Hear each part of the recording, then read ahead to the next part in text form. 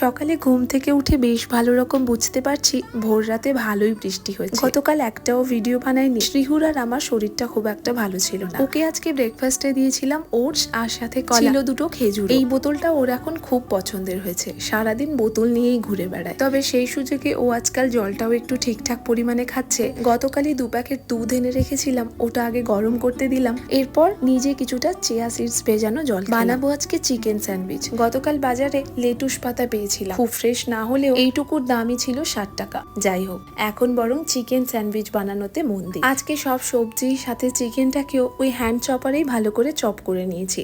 একদম কম মশলা আর সাথে অল্প বাটার দিয়ে তৈরি করব আজকে স্টাফিং। দিয়েছি বেশ কিছুটা চিজ স্প্রেড, লেটুস, রেডি করা স্টাফিং, শসা আর দিয়েছি একটা চিজের স্লাইস। দুপিঠে অল্প অল্প বাটার দিয়ে ভালো করে সেঁকে নিলেই রেডি হয়ে যাবে স্যান্ডউইচ। সাথে নিয়েছিলাম ফল, ড্রাগন ফ্রুট আর সাথে কলা।